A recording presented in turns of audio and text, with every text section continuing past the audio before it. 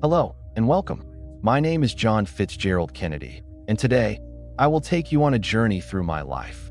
A journey from my early days in Brookline, Massachusetts, to the highest office in the land, and through some of the most challenging moments in modern history. I was born into a family that shaped my ambitions and instilled in me a sense of responsibility, duty, and the desire to serve. My father, Joseph Kennedy, was a man of vision and determination, and from him I learned the importance of perseverance, leadership, and seizing opportunities to make a difference. My mother, Rose, nurtured in me a love of learning, empathy, and the understanding that true influence comes from serving others. Growing up, I was fascinated by history, politics, and the idea that one person can help shape the course of events. I attended Harvard, where I studied government and international relations, and where my interest in public service deepened. The world I entered as a young man was still reeling from the aftermath of the Great Depression, and soon, the storm clouds of global conflict would test the courage and leadership of an entire generation. That I served in the Navy during World War II, where experiences like the PT-109 incident taught me lessons about courage, teamwork, and the weight of responsibility in life and death situations. Those lessons would remain with me throughout my political career and later as President of the United States. In the years that followed, I entered public service as a congressman, then as a senator, and finally, in 1960, I had the honor of being elected president. My vision was simple but ambitious: to advance the cause of freedom, inspire young Americans to dream big, strengthen our nation at home, and guide our country wisely through an increasingly complex world. In the time we will spend together, I want to share not only the milestones and achievements of my life, but also the challenges, the decisions, and the moments of doubt and courage that defined who I am. From the early days in my family home, to the battlefields of the Pacific, the halls of Congress, the campaign trail, and the White House itself, you will see the journey of a life dedicated to service, hope, and the belief that leadership carries a profound responsibility. Join me as we walk through my story, the triumphs, the trials, and the legacy I hope to leave for America and the world. In the next several hours, you will experience my life in my own words, and I hope it inspires reflection, understanding, and perhaps a bit of courage in your own journey. I was born on May 29, 1917, in Brookline, Massachusetts, into a family that would shape not only my ambitions, but also my understanding of responsibility and service. My father, Joseph Kennedy, was a man of great ambition and strong opinions. He taught me from an early age that to achieve anything meaningful, one must work tirelessly, seize opportunities, and hold oneself accountable for the outcomes of one's actions. His vision of what a family, a nation, and a life of purpose could be left an indelible mark on me. My mother, Rose Kennedy, was the heart of our family. She nurtured in me a sense of empathy, compassion, and the understanding that influence and leadership come not only from position or power, but from character and integrity. She encouraged my siblings and me to strive for excellence, yet always reminded us to treat others with kindness and respect. From her, I learned that true strength is quiet, grounded in moral courage, and often revealed in small, thoughtful actions. I was the second of 9 children, and growing up in such a large family taught me lessons that would later serve me well in politics and leadership. Sibling rivalry, cooperation, and shared responsibility shaped my early understanding of teamwork and negotiation. My parents instilled in us the importance of education, curiosity, and ambition. Every day brought lessons, whether through formal schooling or the simple interactions within our bustling household. From a young age, I was fascinated by history and the stories of great leaders. I would read about past presidents, generals, and explorers, wondering what it must feel like to shape the course of events. I found inspiration in those who had the courage to confront challenges, the vision to see beyond the present, and the resilience to persevere against adversity. These stories would later inform my own sense of duty and my approach to leadership. My schooling was rigorous and demanding. At a time when childhood often involved unstructured play, my parents emphasized discipline, responsibility, and academic achievement. I attended local schools, then moved on to higher education, eventually reaching Harvard University. Harvard was transformative, not only intellectually, but personally.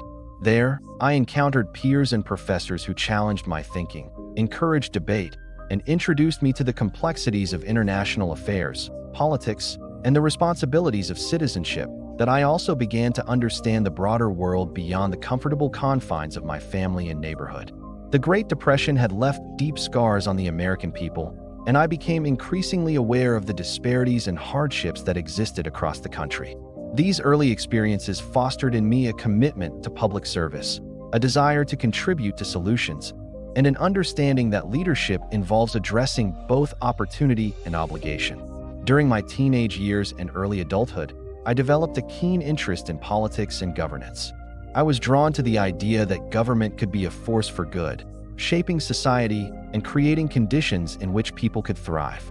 I observed my father's own political career, noting both the power of influence and the importance of judgment, tact, and strategic thinking. These lessons would later guide me as I navigated the complex world of American politics. Athletics, too, played an important role in my early development. I learned the value of discipline, teamwork, and perseverance through sports, experiences that would later mirror the challenges of leadership and public service. I discovered that success required preparation, focus, and the ability to rise to the occasion when the stakes were highest. That travel and exposure to different environments also broadened my horizons. My family encouraged exploration, discussion, and exposure to diverse ideas and cultures. These experiences nurtured adaptability, curiosity, and an appreciation for the diversity of human experience, qualities essential for a future leader navigating a global stage. Throughout my youth, my siblings, parents, and community were constant influences. Each conversation, debate, and shared experience shaped my understanding of responsibility, empathy, and ambition. I learned early that leadership is not merely about personal achievement. It is about guiding, inspiring, and serving others.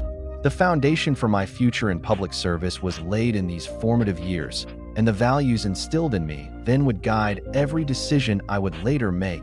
By the time I reached adulthood, I carried with me a profound sense of purpose. I knew that my life would be dedicated to something larger than myself.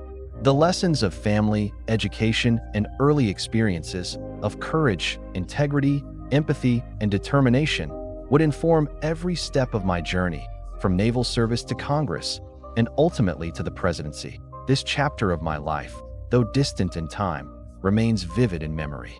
It is the story of a boy growing up in a bustling, ambitious family, of parents who modeled courage, discipline, and moral clarity, and of experiences that cultivated a vision of service, leadership, and responsibility.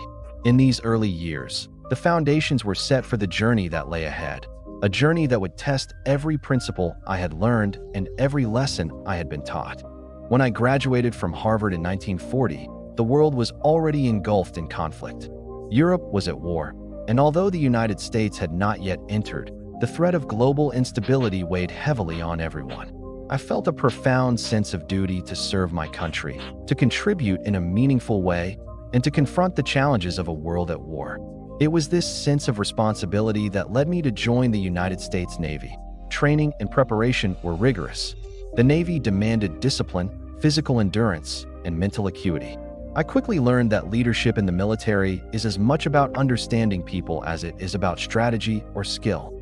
A leader must earn the trust of those under his command, anticipate challenges before they arise, and make decisions that balance risk and reward. These lessons would remain with me for the rest of my life.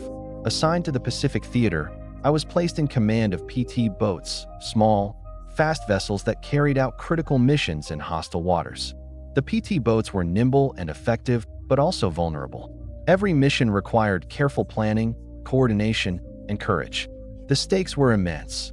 The lives of my crew, the success of our operations, and the broader goals of the Navy depended on our ability to act decisively and wisely. One mission, in particular, stands out: the incident involving PT 109.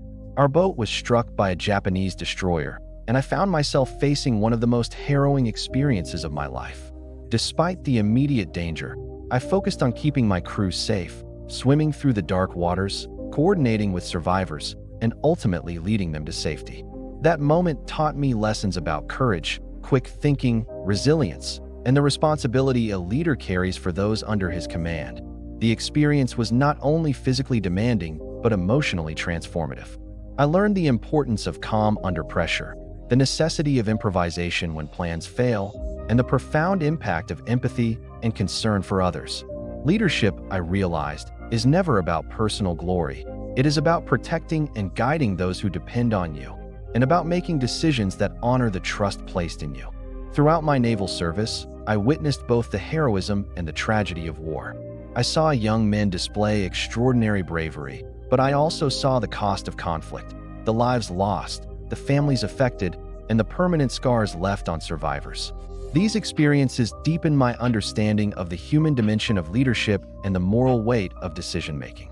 Every choice, every order, could have life or death consequences that I also became aware of the strategic and political dimensions of warfare. Success in the military is not only about courage or skill. It requires understanding broader objectives, coordinating with allies, and anticipating the moves of an adversary. The skills I honed during this period, analysis, strategic planning, and coalition building, would later prove invaluable in my political career and in the presidency. Beyond the battlefield, my time in the Navy offered opportunities for reflection and personal growth. I kept a journal, studied history and strategy, and considered the nature of leadership in times of crisis. I learned that preparation and foresight are critical, but so too are adaptability and the ability to respond creatively to unforeseen challenges. These principles would guide me through the most complex moments of my life. The relationships formed during wartime were also profoundly formative. Fellow officers and crew became more than colleagues. They were companions who shared risks, hardships, and triumphs.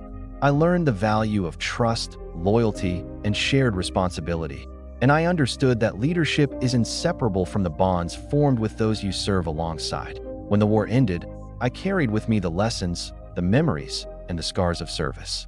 I had seen the costs of conflict and understood the importance of wise leadership in both military and political spheres. I returned home with a renewed commitment to serve my country, but now with the knowledge that service extends beyond the battlefield. It encompasses the protection of freedoms, the pursuit of justice, and the responsibility to guide a nation through uncertain times. Reflecting on my military service, I realized that those years defined much of who I became.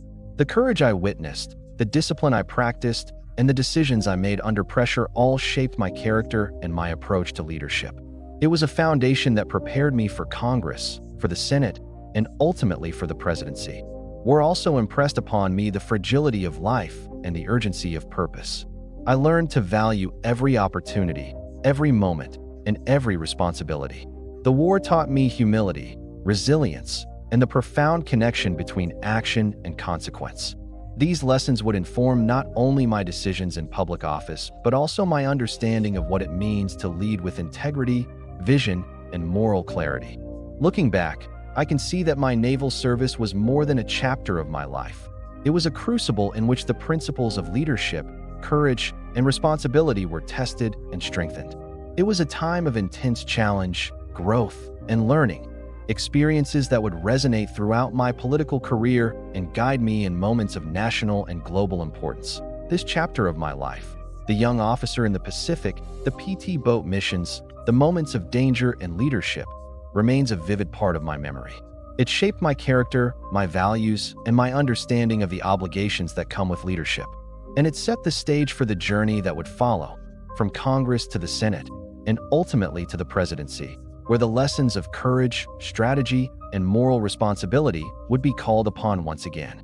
After returning from my service in the Navy, I felt a deep urge to continue serving my country, not on the battlefield this time, but in the halls of government.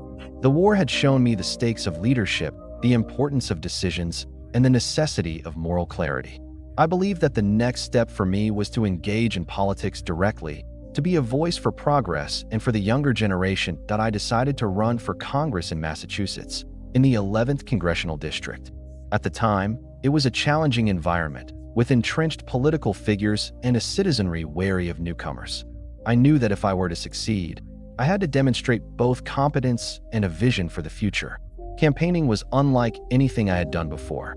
Unlike the Navy, where orders were clear and missions direct, politics demanded persuasion, relationship building, and the ability to inspire trust. Door-to-door visits, speeches in town halls, and countless conversations with ordinary citizens became my daily routine. I listened more than I spoke at first, because understanding the hopes, fears, and concerns of my constituents was critical. I wanted to know what mattered to them, what they needed from their representatives, and how I could serve their interests effectively. These experiences taught me that leadership is fundamentally about listening, observing, and responding with both empathy and foresight. The campaign trail was grueling. Endless travel, late-night strategy sessions, and constant public scrutiny tested my resolve. But I drew strength from my family and the lessons of discipline and perseverance I had learned in my youth and in the Navy. My siblings, especially my older brothers, provided advice and moral support, and my parents, especially my father, reminded me that every challenge was also an opportunity to prove oneself and to demonstrate integrity. Winning the election was only the beginning. Entering Congress was a lesson in the complexity of governance. The halls were filled with men of experience, ambition, and strong opinions.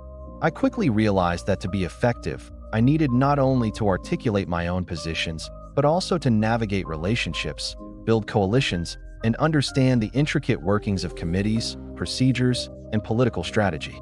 It was a new battlefield, one in which diplomacy and negotiation were as critical as courage and conviction. From my first day in Congress, I focused on understanding the issues that affected both my district and the nation. Economic policy, social welfare, and veterans affairs were particularly important to me. I drew on my own experiences and the stories of those I had met during the war to guide my priorities. I wanted my work to have tangible impact, to reflect both practical solutions and moral responsibility. Public speaking quickly became a central part of my role. I had always been fascinated by rhetoric and the power of words to inspire and persuade. In Congress, I had the platform to develop these skills fully.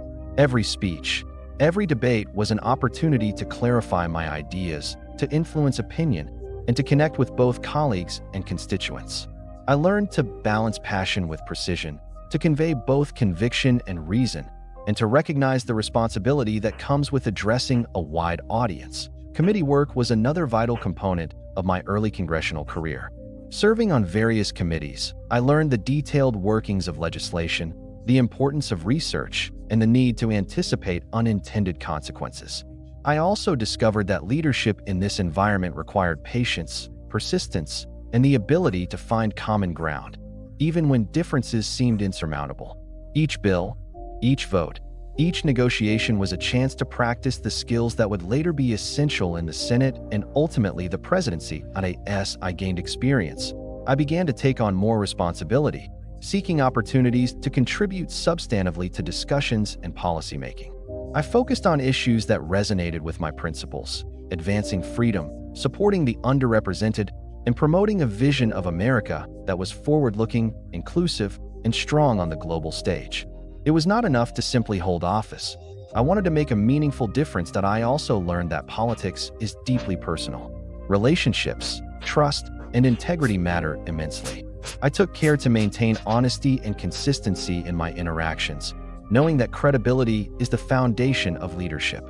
The friendships I built, the alliances I formed, and even the adversaries I faced all taught me valuable lessons in strategy, resilience, and the human dimension of governance. During this period, I began to see the broader picture of American society and the role of government in shaping it. The post-war era was a time of tremendous change. Returning veterans needed support, the economy was transitioning, and social issues were beginning to emerge more prominently. I became increasingly aware of the responsibility of those in public office to respond wisely, to anticipate future challenges, and to act with foresight and justice. My time in Congress also provided insights into the international stage.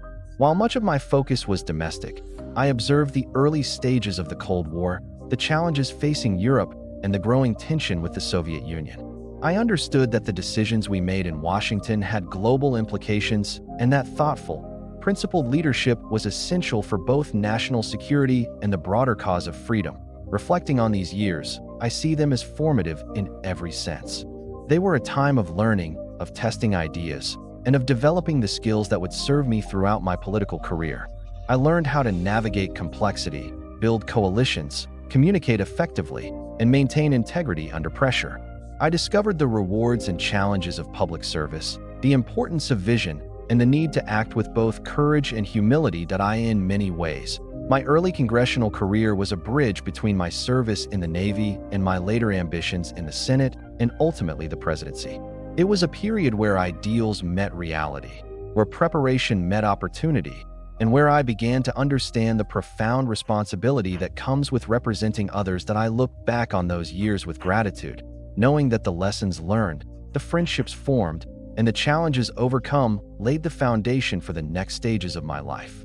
They taught me that leadership is not about personal ambition, but about service, vision, and the courage to act on principle, even when the path is uncertain. After serving my term in the House of Representatives, I felt that my journey in public service was far from over. There was more I could contribute, more I could learn, and more I could do to shape the future of our nation. With the encouragement of my family, advisors, and supporters, I decided to run for the United States Senate, a step that would bring both new challenges and greater opportunities. The campaign for the Senate was intense. Massachusetts was a politically complex state with strong traditions and influential figures. Winning a seat required not only political skill, but also the ability to connect with a diverse electorate. Once again, I immersed myself in the campaign trail, traveling from town to town, engaging with voters, addressing concerns, and articulating a vision for both the state and the nation. The stakes felt higher than ever, and the lessons from my congressional campaign proved invaluable. On the campaign trail, I focused on issues that resonated deeply with the people: economic opportunity, education, healthcare, veterans affairs, and social progress. I emphasized the importance of leadership that was both compassionate and decisive, capable of addressing immediate concerns while also preparing for future challenges. My speeches were crafted not only to inform, but also to inspire, to instill hope, and to encourage civic engagement. Winning the Senate seat was a significant milestone, but it also marked the beginning of an entirely new phase. The Senate was a different environment from the House, more deliberative, with a longer tradition of debate and influence. Here, I had to navigate complex procedures, build coalitions, and engage in substantive policy work at a higher level. The experience sharpened my understanding of legislative strategy and the importance of both persuasion and principle. Committee work became central to my role in the Senate. I served on key committees that dealt with foreign relations, national defense, and other critical issues. Through this work, I gained a deeper understanding of how policies are formulated, the intricacies of diplomacy, and the responsibilities that come with shaping national decisions. I learned to balance competing interests, anticipate unintended consequences, and seek compromises that upheld core principles while achieving practical outcomes. One of the most important aspects of my Senate career was the opportunity to influence foreign policy. The world was in the early stages of the Cold War, and the United States had to respond thoughtfully to global threats and opportunities. I studied international affairs intensively, consulted with diplomats and military leaders, and sought to understand the perspectives of allies and adversaries alike. I came to believe that America's role on the world stage required both strength and diplomacy, courage and careful planning at the same time. Domestic issues demanded attention. Civil rights, social welfare, economic policy, and education were all areas where thoughtful legislation could improve the lives of millions of Americans. I worked diligently to advocate for policies that reflected both fairness and opportunity, guided by the principle that government has a responsibility to serve its citizens effectively and justly. Media and public perception played an increasingly important role. I became aware that leadership is not only about policy, but also about communication. How one presents ideas, how one inspires confidence, and how one responds to scrutiny all shape the ability to lead effectively. I paid careful attention to how I interacted with journalists, constituents, and colleagues, understanding that credibility and consistency were essential for sustaining influence and trust. Relationships and alliances were critical in the Senate. I learned to navigate complex interpersonal dynamics, build coalitions, and identify allies who shared common goals. I also encountered opposition, which taught me the importance of patience, persistence, and the ability to engage respectfully with those who held differing views. Politics, I realized, was not merely a contest of ideas, but also a test of character, judgment, and resilience. During my Senate career, I also began to think strategically about the future.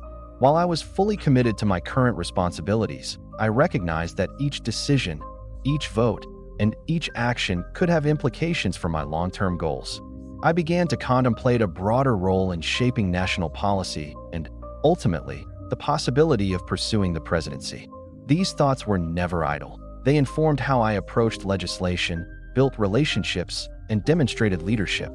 Throughout this period, I remained committed to learning and growth.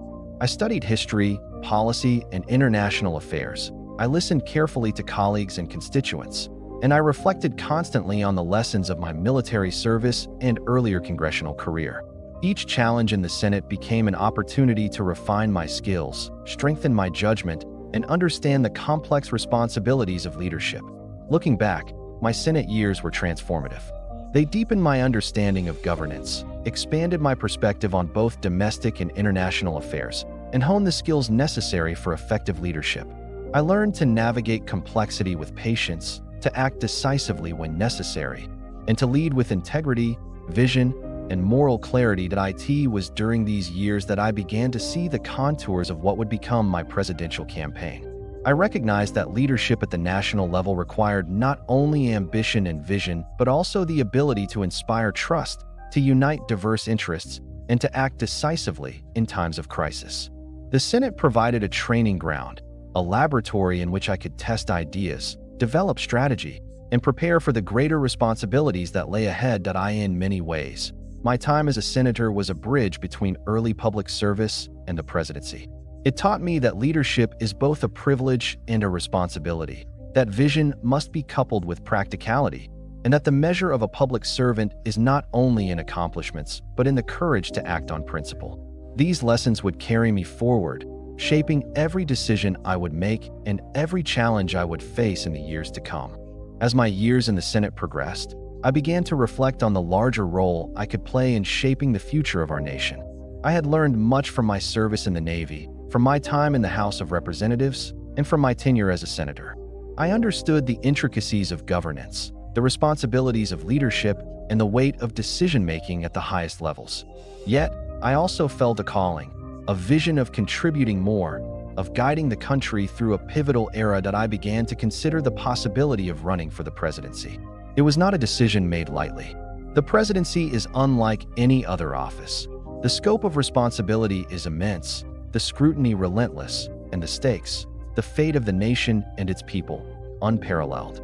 I knew that pursuing this path would require preparation, strategy, and a commitment to serve with integrity, courage, and vision. The first step was to understand the political landscape. I studied the nation carefully, the concerns of ordinary Americans, the challenges facing our economy, and the evolving social issues that demanded attention. I examined the successes and failures of past administrations, seeking lessons that could inform my approach. I also began to observe potential opponents, understanding their strengths, weaknesses, and strategies. Knowledge, I realized, would be essential to effective campaigning and eventual leadership. That I relied heavily on family counsel during this period. My brothers, particularly Robert and Ted, provided invaluable guidance and support. My father, as always, offered both encouragement and frank advice, reminding me that ambition must be tempered by preparation and that public service requires sacrifice, resilience, and an unwavering commitment to principle. The insights of trusted advisors and friends also helped me chart a course, balancing personal aspiration with public duty at the same time. I focused on building a strong public image. Leadership is not only about ideas, but also about perception, about the ability to inspire confidence and trust. I honed my communication skills, refined my speeches, and worked to present a vision that was both compelling and attainable. I understood that a successful presidential campaign required a combination of policy knowledge, personal charisma, and strategic presentation. The campaign itself would demand extensive planning. Fundraising, organizing staff, connecting with key constituencies, and developing policy proposals all required meticulous attention. I studied electoral maps, demographic trends, and voter concerns. I worked closely with campaign advisors to identify priorities, allocate resources, and anticipate challenges. Every detail mattered, from the timing of speeches to the coordination of travel. It was, in many ways, a test of leadership before even assuming the office that I also reflected deeply on the responsibilities of the presidency. It is a position that demands not only intelligence and vision, but also empathy, courage, and moral clarity. The decisions one makes can affect millions of lives, both at home and abroad. I considered what kind of president I wanted to be, someone who would advance freedom, inspire the youth, address inequality, and navigate the complexities of international relations with prudence and determination. During this time, I encountered both excitement and doubt. The ambition to lead must always be balanced with humility and a recognition of one's limitations. I questioned whether I was prepared for the pressures and scrutiny of the presidency, whether I could meet the high expectations of the American people, and whether I could remain true to my principles amidst the demands of politics. These reflections were essential. They kept me grounded and focused on the responsibilities that lay ahead. That I also began to craft my political message, one that emphasized hope, progress, and a new frontier for the nation. I wanted to convey that America had the opportunity to lead the world in freedom, innovation, and social progress, and that leadership required bold ideas, careful planning, and the courage to act. My speeches, public appearances, and interactions with constituents were all designed to communicate this vision while demonstrating my readiness to lead. Building a campaign organization was another critical step. I identified advisors, strategists, and volunteers who shared my vision and who could help translate it into practical action. We developed outreach plans, coordinated fundraising efforts, and established networks to ensure that every aspect of the campaign was prepared for the challenges ahead. Leadership, I realized, is as much about building capable teams as it is about personal qualities. As the campaign plan solidified, I continued to serve diligently as a senator. Balancing duties in Washington with the preparation for a presidential bid required discipline and careful time management. I sought to maintain credibility and integrity, demonstrating that my ambitions were grounded in service, not self-interest. Every vote, every speech, and every interaction reflected my commitment to the American people and my readiness for greater responsibility, but I also spent time contemplating the legacy I hoped to leave. Leadership is not only about the present, it is about shaping a path for future generations. I wanted to inspire young Americans to engage in public service, to dream boldly, and to act with courage and integrity. I wanted to ensure that the nation continued to progress toward freedom, equality, and opportunity for all. These aspirations guided my decisions, strategies, and public messaging during this pivotal period. Ultimately, preparing for the presidency was as much an internal journey as it was an external one. It required self-reflection, discipline, strategic thinking, and unwavering commitment to principles. It demanded balancing ambition with humility, vision with pragmatism, and courage with careful consideration. Through this process, I strengthened not only my readiness for the challenges ahead, but also my understanding of the profound responsibilities of leadership. Looking back, the period leading up to my presidential campaign was transformative. It solidified my political philosophy, honed my leadership skills, and clarified my vision for the nation.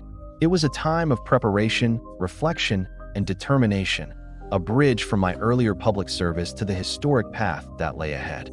The experiences, lessons, and relationships from these years would prove invaluable as I embarked on the journey to the White House, carrying with me the hope, responsibility, and determination to serve America at its highest level.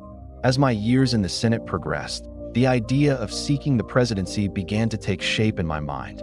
It was not a decision made lightly, nor one guided by personal ambition alone. I felt an undeniable sense of duty, a conviction that I could contribute meaningfully to the direction of our nation during a time of profound challenges. America was at a crossroads. The Cold War tensions with the Soviet Union were escalating. Civil rights issues demanded urgent attention, and the country needed leadership that could inspire both confidence and hope. That I spent countless nights reflecting on the implications of such a decision. What would it mean for my family, for my constituents, and for the country at large?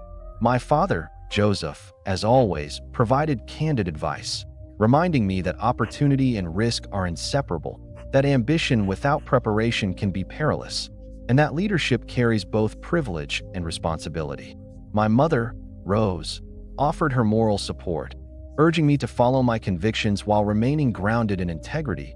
My brothers, Robert and Ted, played crucial roles in my deliberation.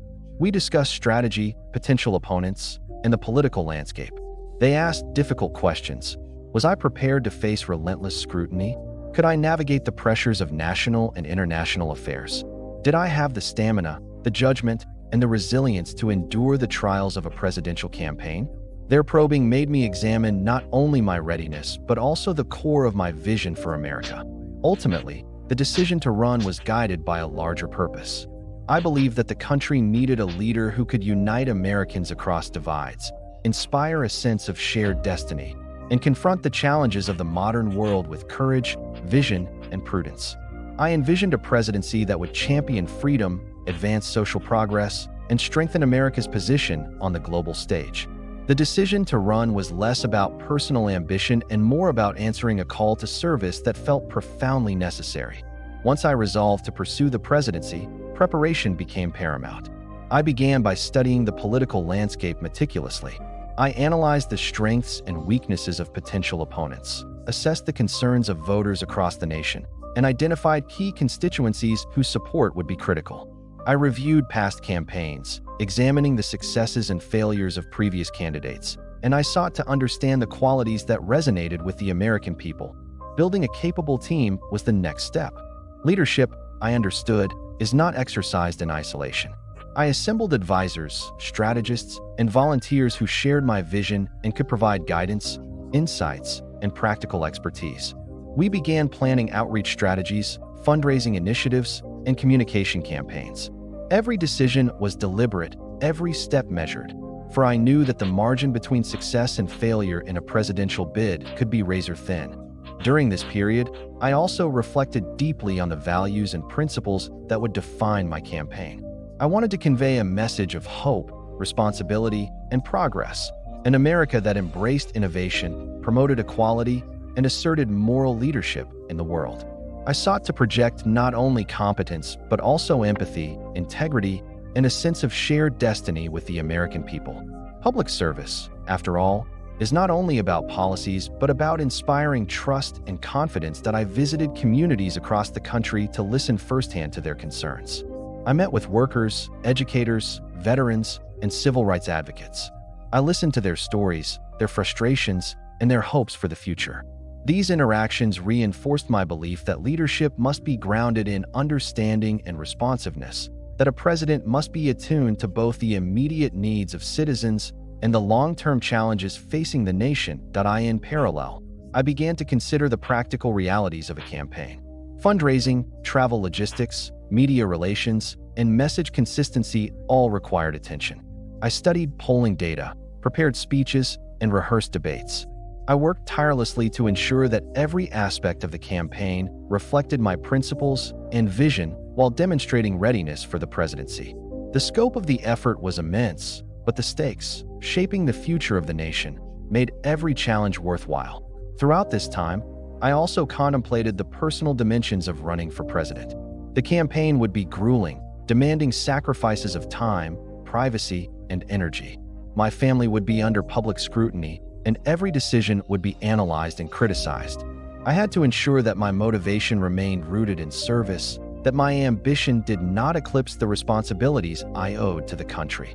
This self-examination strengthened my resolve and clarified the principles that would guide me. As the decision solidified, I began to articulate the central themes of my campaign: a new frontier of opportunity, progress, and moral leadership.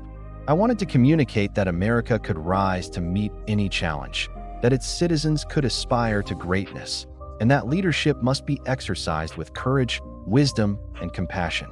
These messages were not mere slogans. They represented my vision for the nation and the qualities I believed essential in a president. That I also prepared for the inevitable scrutiny and opposition. Every word, action, and decision would be observed and critiqued. I considered potential attacks on my experience, my youth, and my policies. I strategized on how to address these challenges with poise, clarity, and strength. Resilience, I realized, would be as critical as eloquence or strategy.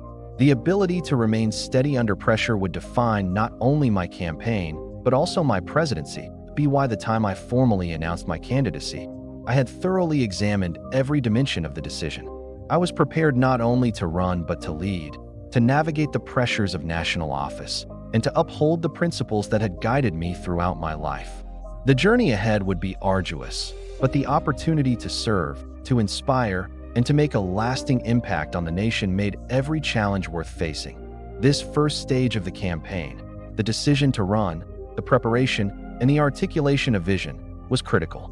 It laid the foundation for the primary battles, the debates, and the eventual general election. It tested my judgment, resilience, and clarity of purpose, and it solidified my commitment to public service. It was the beginning of a journey that would shape not only my life, but also the course of American history. As the 1960 presidential campaign progressed, one event emerged as unprecedented in its potential impact: the first televised debates in American history. Facing Richard Nixon, a seasoned political figure with extensive experience, I understood that these debates were not merely a contest of ideas. They were a test of presence, poise, and the ability to communicate directly with millions of Americans through a new medium. Television introduced an entirely different dimension to campaigning. Unlike print or radio, where words alone carry the message, television demanded attention to appearance, tone, posture, and timing. I devoted considerable effort to preparing for this new reality, understanding that perception could influence opinion as profoundly as policy positions. Every gesture, facial expression, and inflection of voice mattered. That I worked closely with my advisors to analyze previous speeches, study camera techniques, and anticipate possible questions. We rehearsed tirelessly, focusing on clarity, composure, and the ability to convey confidence and empathy simultaneously. The goal was not merely to respond to my opponent, but to project a sense of leadership that was both accessible and authoritative. In preparing for the debates, I also reflected deeply on the substance of my message. It was essential to communicate a vision for the nation that was inspiring yet grounded in reality. I emphasized domestic progress, civil rights, and economic opportunity, while also addressing the challenges of foreign policy, particularly the tensions of the Cold War. The debates demanded a balance between substance and style, a combination that would resonate with viewers across the country. That on the night of the first debate, the weight of the moment was palpable. Millions of Americans would be watching, many experiencing a political event of this magnitude for the first time. As I stepped onto the stage, I felt a mixture of anticipation and responsibility. This was not simply about winning an argument. It was about demonstrating the qualities necessary to lead the nation through uncertain times. Throughout the debates, I aimed to convey calm confidence and thoughtful engagement. I listened carefully to my opponent, responding with precision and clarity. I sought to connect with viewers, using tone, expression, and content to communicate that I understood their concerns and shared their aspirations. The debates were as much about conveying character as they were about policy. The impact of television was immediately evident.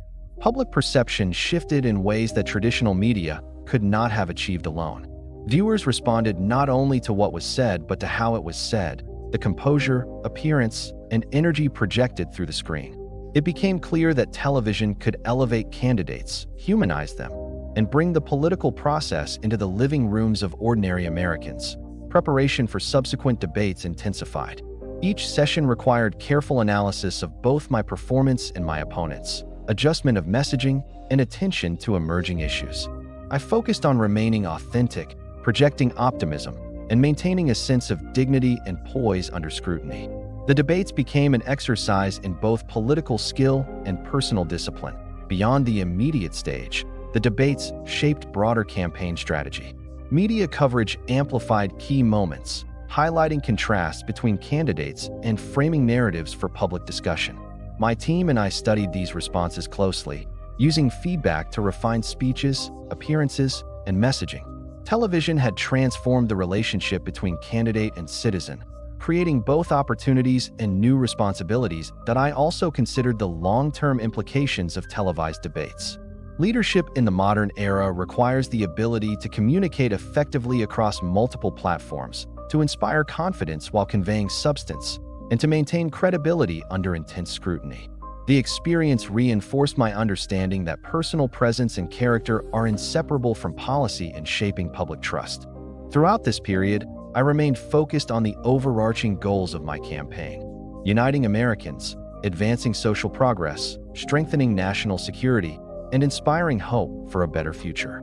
The debates were a tool to communicate these goals, to demonstrate leadership qualities, and to engage citizens in the democratic process. I approached each debate not merely as a contest with an opponent, but as an opportunity to speak directly to the American people about the future I envisioned. Reflecting on the debates, I recognized their historic significance. They marked a turning point in political communication, establishing television as a central arena for leadership demonstration. More importantly, they underscored the importance of preparation, authenticity, and the ability to inspire confidence. The lessons learned about presence, strategy, and connecting with citizens would continue to shape my leadership style throughout the presidency. The televised debates were also a reminder that leadership is a public trust. Every action, every word, and every gesture contributes to the perception of credibility, capability, and character. By approaching the debates with integrity, discipline, and a clear vision, I sought to convey that I was prepared to meet the challenges of the presidency and to serve the nation with dedication, courage, and clarity of purpose. In the end, the debates were more than a campaign event. They were a demonstration of the evolving nature of political engagement in America. They highlighted the intersection of substance, style, and communication, and they provided an unprecedented platform to connect with citizens directly. They confirmed that leadership must be both principled and perceptive, and that the ability to inspire confidence is as essential as policy expertise in guiding the nation through critical moments. As the debates concluded, the campaign entered its final phase, election night. The lessons learned from this unprecedented experience would guide every remaining step, every strategic decision, and every interaction with the American people as we approached one of the most consequential moments in my political career. The final days leading up to the election were a mixture of intense preparation, anxious anticipation, and reflection on the journey that had brought me to this moment. Every decision, every speech, every appearance had led to this night, the culmination of months of campaigning, strategizing, and connecting with the American people. I understood that the outcome of this election would not only determine the next president, but also shape the nation's path for years to come. Election day itself was a test of patience and resilience. I watched the reports, monitored returns, and observed how voters across the country were responding. The tension was palpable, the margins were close, and every state carried significance. I reflected on the hard work of my team, the dedication of countless volunteers, and the trust placed in me by citizens who had believed in my vision for America. As results began to arrive, I experienced a mix of nervousness and cautious optimism. Some states returned favorable numbers, while others were tighter than anticipated. Each update brought a surge of emotion, reminding me that democracy is both delicate and powerful, a system in which every voice matters and every vote carries weight. During these hours, I also contemplated the responsibilities that lay ahead. Victory, if it came, would not mark the end of service, but rather the beginning of a greater responsibility. I thought about the challenges facing the nation: advancing civil rights, promoting economic growth, navigating the Cold War, and inspiring hope among the American people. Each potential outcome reinforced the gravity of the office I aspired to hold. As the night progressed, the picture became clearer. The returns showed that we had achieved narrow but decisive victories in key states. The realization that the nation had entrusted me with its leadership was both humbling and exhilarating. I felt the weight of history and the significance of this moment, not only for myself, but for the country and for future generations. Victory was confirmed.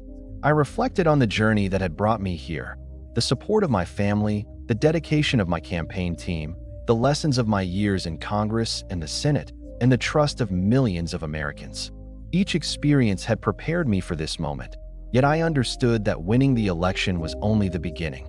The presidency would demand courage, vision, and unwavering commitment to public service. In the hours following the announcement, I felt a mixture of relief, joy, and profound responsibility. There was a recognition that history had placed this office in my hands at a critical time. The world was watching, and the American people expected leadership that was decisive, principled, and compassionate.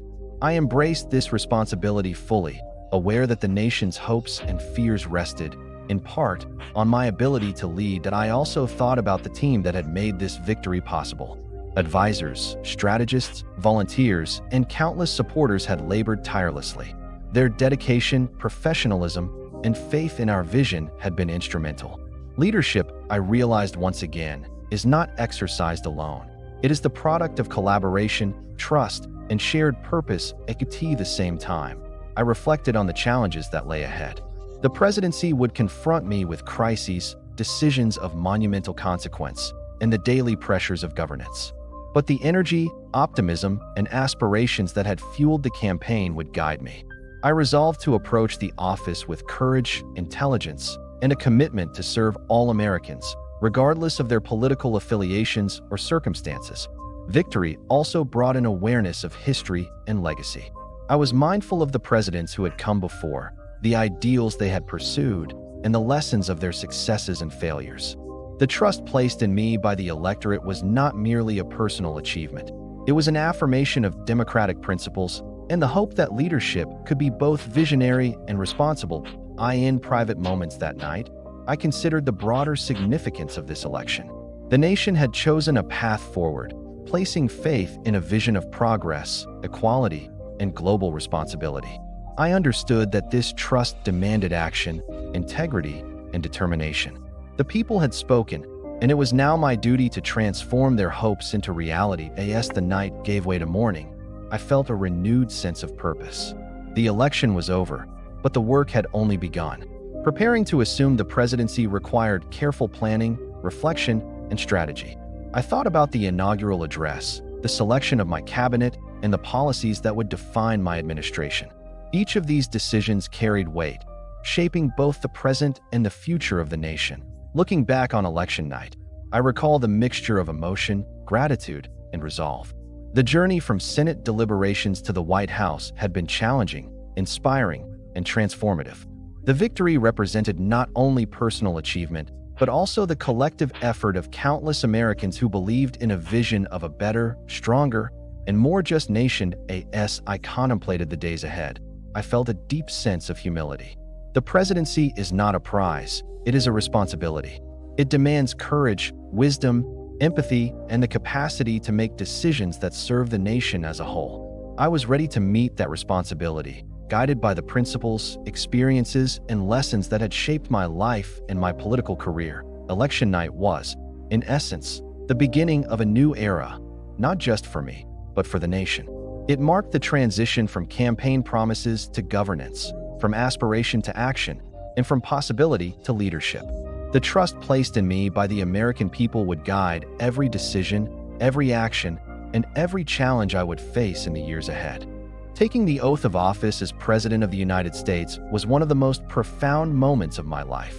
Standing on the steps of the Capitol, looking out over the crowd, I felt the weight of history and the responsibility entrusted to me by the American people. I reflected on the long journey that had brought me here, from my early days in Congress, through the Senate, the campaign trail, and finally to this moment of national leadership.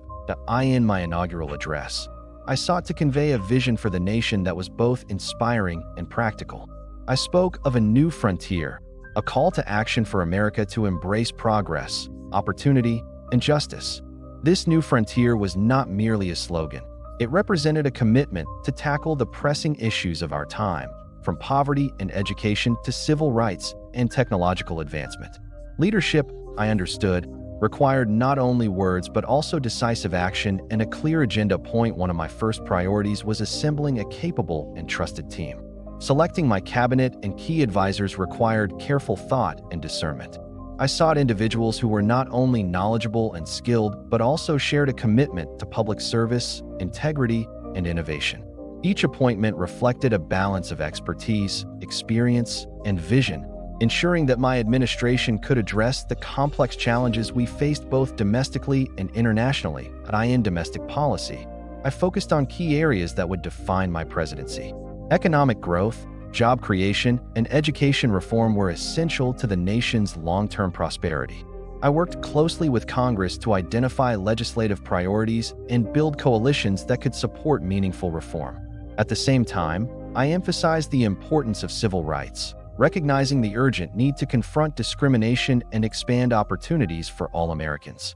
These priorities were grounded in both moral conviction and practical necessity, reflecting a commitment to justice and equality. Foreign policy was an equally pressing concern. The Cold War cast a long shadow over international relations, and the United States faced challenges from the Soviet Union, as well as in regions such as Latin America and Southeast Asia. I consulted with military leaders, diplomats, and experts to develop strategies that would protect national security while promoting peace and stability.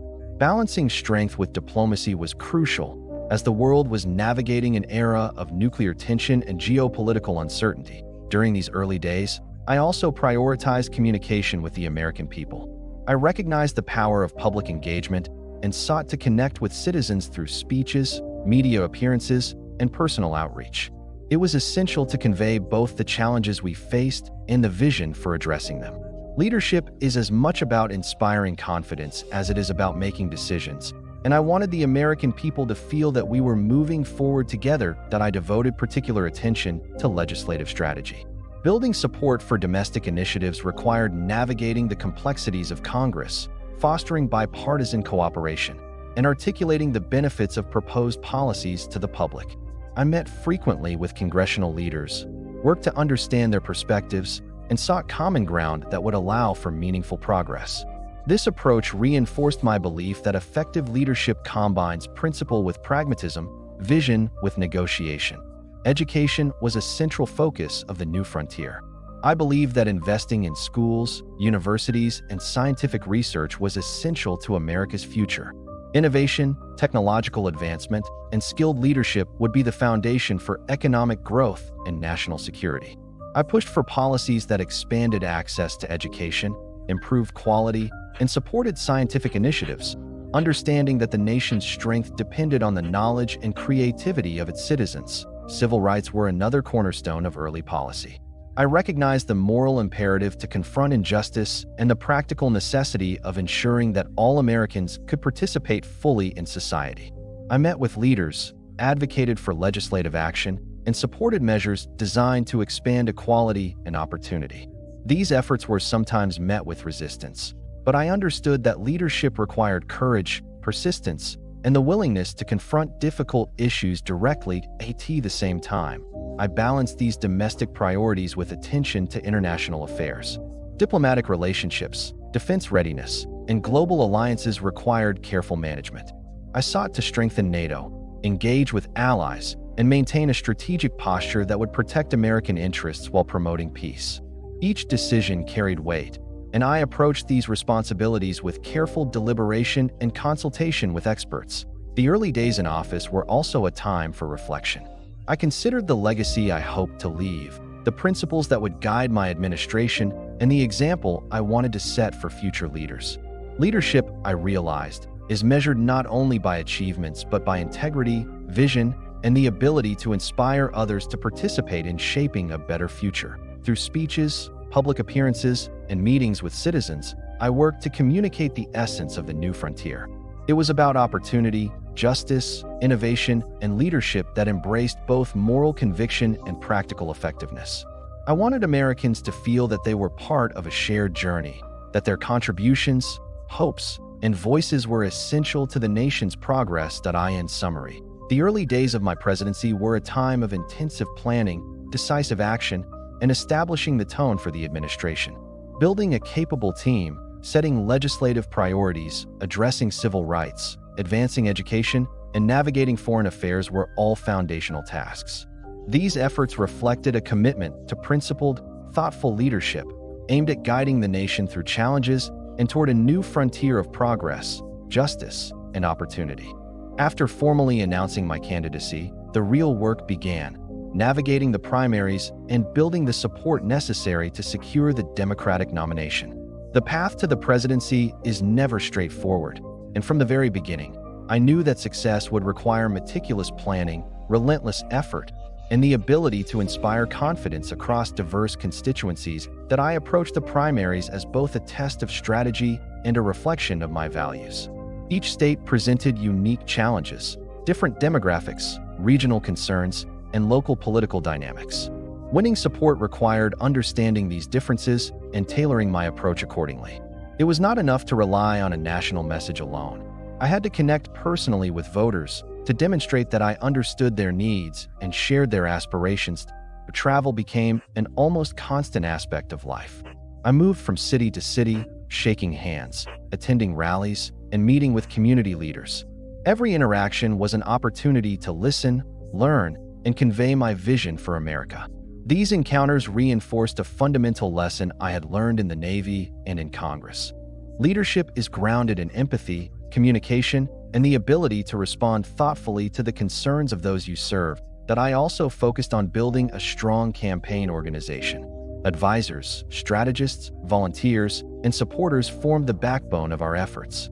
We coordinated travel, managed communications, and devised fundraising strategies to ensure that resources were allocated efficiently and effectively. Leadership, I realized, is not exercised in isolation. It is built through teamwork, delegation, and the cultivation of trust among those who share your vision. Fundraising was another critical aspect. Running a presidential campaign required substantial resources, and every dollar had to be raised and spent strategically. I worked closely with supporters, emphasizing the importance of investing in a vision for the nation rather than merely supporting a candidate.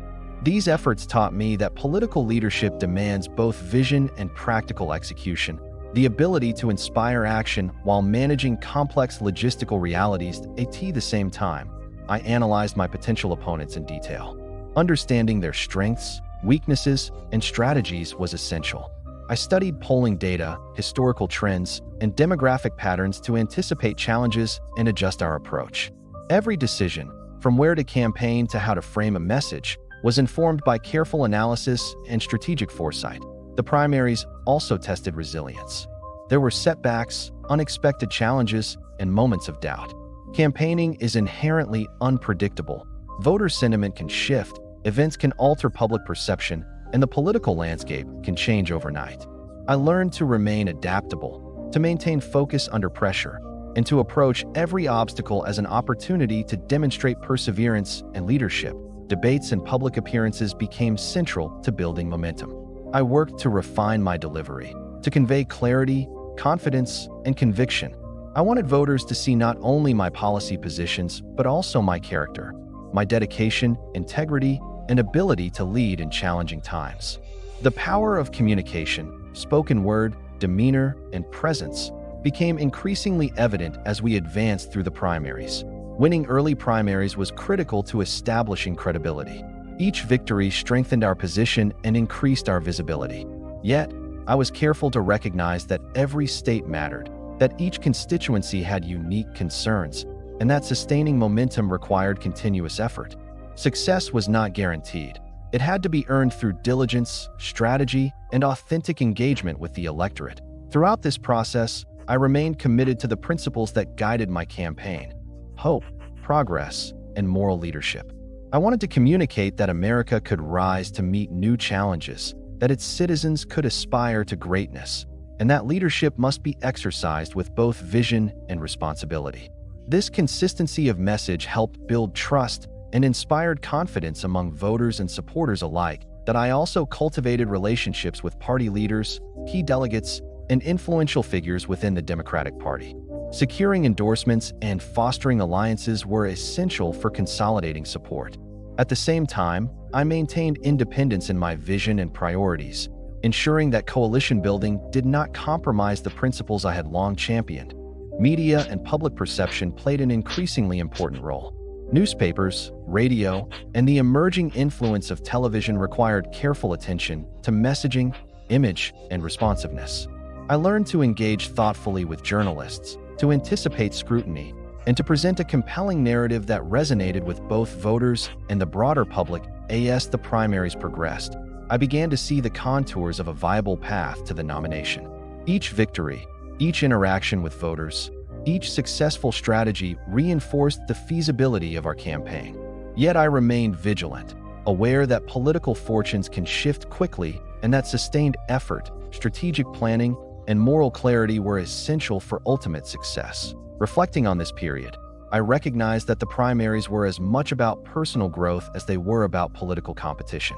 I learned to balance ambition with responsibility, strategy with principle, and public expectation with personal integrity. Every speech, every meeting, every decision reinforced the qualities I believed essential in a president: courage, empathy, vision, and the capacity to act decisively when the nation's future was at stake. By the end of the primary season, our campaign had gained momentum, built broad support, and demonstrated that our message resonated with the American people. The path ahead, national conventions, debates, and the general election, would present new challenges, but the lessons of the primaries had prepared us for the intensity, complexity, and responsibility of the final stage. This phase of the campaign, the primaries and strategy building, was foundational. It tested our resilience, honed our strategic thinking, and reinforced the importance of connecting authentically with voters. More importantly, it clarified for me the kind of leadership America needed: principled, courageous, forward-looking, and deeply attuned to the aspirations of its citizens. Once the early days of my presidency settled, the real work of leadership began. Governing a nation is far more complex than campaigning. The new frontier I had envisioned required translating vision into tangible results, navigating political realities, and confronting crises as they arose. Each decision, each initiative, carried consequences not only for policy, but for the lives of millions of Americans and for the nation's standing in the world. Domestically, civil rights remained an urgent priority. The struggle for equality was gaining momentum, with courageous individuals challenging segregation, discrimination, and injustice. I met with activists, legislators, and community leaders to understand the complexities and pressures they faced. I advocated for legislation that would expand opportunity, protect rights, and bring the nation closer to fulfilling the promise of liberty for all. These efforts often encountered resistance at the state and local level, reminding me that progress is hard-won and requires persistence, negotiation, and moral clarity. Economic policy also demanded attention. While the nation had experienced growth, challenges persisted: unemployment, inflation, and disparities in opportunity. I worked closely with advisors to develop strategies for economic stimulation, support for small businesses, and investment in infrastructure and innovation. Education and scientific advancement were closely tied to economic development, and I pushed initiatives to strengthen schools, fund research, and encourage technological progress. Every domestic policy decision was a balance of idealism and pragmatism, vision and feasibility. Foreign affairs, however, posed the most immediate and perilous challenges. The Cold War dominated the global landscape, and tensions with the Soviet Union required careful, strategic management. Early in my term, I confronted crises that demanded both firmness and diplomacy. We worked to reinforce alliances, monitor global developments, and prepare for contingencies that could escalate rapidly. Each action needed to demonstrate resolve without provoking unnecessary confrontation. One particular challenge emerged with Cuba and the broader Latin American region. Fidel Castro's regime and the alignment with Soviet influence presented a direct threat to the hemisphere. I considered multiple courses of action: diplomatic, economic, and covert, and weighed the potential outcomes carefully. It was essential to protect U.S. interests while adhering to principles of international law and avoiding miscalculation that could escalate into war. These were moments that tested judgment, patience, and the ability to foresee consequences in a volatile world. Meanwhile, I remained focused on advancing domestic programs. Legislative initiatives, including social programs, tax reforms, and public works, required constant engagement with Congress. I met frequently with congressional leaders, understanding that compromise was often necessary to achieve meaningful progress. Governing, I learned, is a delicate dance, balancing ambition with political realities, principle with negotiation, and immediate action with long-term vision. The administration also faced emerging crises in Southeast Asia. The situation in Vietnam required careful analysis, consultation with military and diplomatic advisors, and consideration of the broader strategic implications. Every decision had to balance the immediate tactical requirements with long-term regional stability, and I approached these challenges with both caution and resolve. Leadership in these circumstances demanded intelligence, courage, and the ability to synthesize complex information quickly and effectively. Public communication remained a central component of my approach. Americans needed to understand both the challenges we faced and the rationale behind our decisions. I used speeches, press conferences, and addresses to convey the administration's goals, explain policy decisions, and reassure citizens of our commitment to justice, progress, and security. Leadership is not only about action. It is about fostering trust, inspiring confidence, and demonstrating transparency in governance. During this period, I also encountered unexpected setbacks and political opposition. Policy initiatives were sometimes delayed, compromised, or opposed by entrenched interests. These moments tested patience and resolve, reinforcing the importance of perseverance and the need to maintain focus on long-term objectives. Each challenge strengthened my understanding that leadership requires resilience, strategic thinking, and the ability to navigate both political and public pressures. Despite obstacles, we achieved meaningful progress in several areas. Civil rights initiatives advanced awareness and legislative momentum. Educational and scientific programs gained funding and visibility. Economic strategies stimulated growth and encouraged innovation.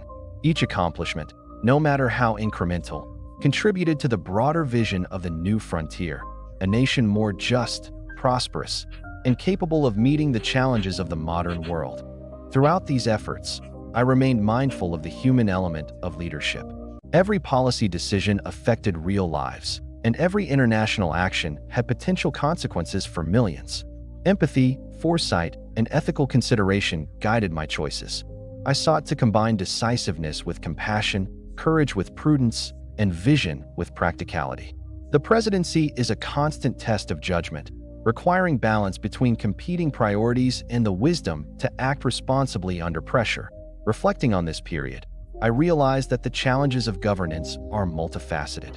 Domestic and international crises, political opposition, and public expectation converge in ways that demand both intellectual rigor and moral clarity. Yet, the opportunity to shape policy, advance justice, and guide the nation through turbulent times is the profound privilege of leadership. As the months progressed, the administration built experience, resilience, and cohesion. Lessons learned from early initiatives, crisis management, and legislative negotiations informed subsequent decisions. The new frontier evolved from a vision articulated in speeches to a set of policies, strategies, and actions aimed at fulfilling the promise of progress, equality, and leadership on the global stage. This period also reinforced the importance of collaboration. Advisors, cabinet members, congressional allies, and grassroots supporters were instrumental in translating ideas into action. Leadership is not solitary. It is the product of collective effort, shared expertise, and the ability to inspire commitment to a common goal. In conclusion, the second section of my presidency was defined by the translation of vision into action, the navigation of crises, and the execution of policies that addressed both domestic and foreign challenges. It was a period of intense effort, strategic thinking, and moral reflection, establishing a foundation for the pivotal events and decisions that would define the remainder of my term. Leadership, I came to understand, is an ongoing responsibility, a commitment to serve, protect, and advance the interests of the nation with courage, wisdom, and integrity. The Cuban Missile Crisis remains one of the most intense moments of my presidency. The discovery of Soviet nuclear missiles in Cuba in October 1962 was a stark reminder that the world stood on the edge of catastrophic conflict.